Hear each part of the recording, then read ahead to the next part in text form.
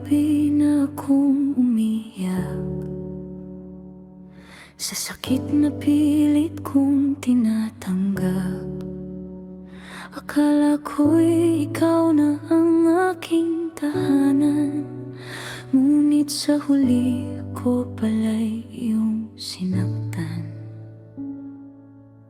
Ibinigay ko ang buong tiwala, minahal kita nang walang pag-aalinlangan. Pero bakit sa likod ng aking mga mata may ibang taong iyong minamahal pala? Ilang beses ko bang kailangan magpatawad? Ilang beses ko bang titisin ang sugat? Kung ang puso ko'y paulit-ulit mong sinasaktan, siguro panahon na para ako'y lumisan. Paalam, mahal ko, hindi ko na kaya ang pagtataksil mong paulit-ulit na naarama. Minahal kita ng higit sa aking sarili, pero bakit kailangan mo kong saktan ng ganito palagi?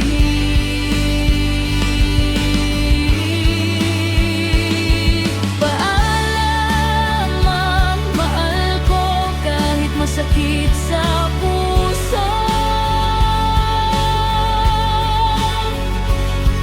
Ayoko nang mabuhay sa kasinungalingan mo.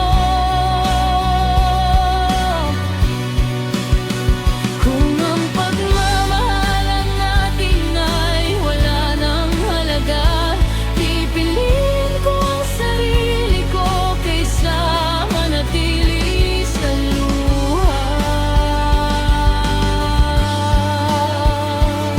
Naalala ko pa ang mga pangako mo, wala nang iba, ikaw lang mahal ko. Pero ang mga salitang pinaniwalaan ko ngayon ay naging sugat sa puso ko.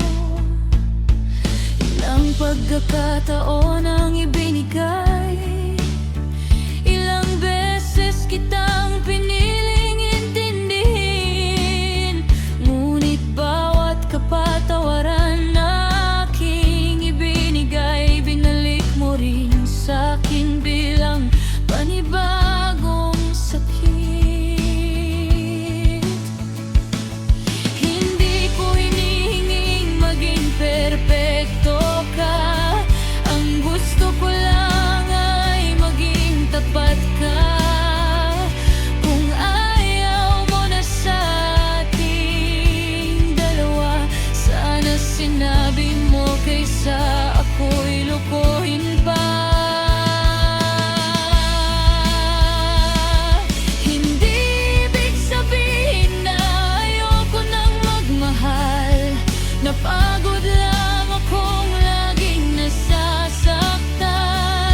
Baka darating din ang araw na maintindihan mo kung bakit kinailangan kong lumayo sa'yo.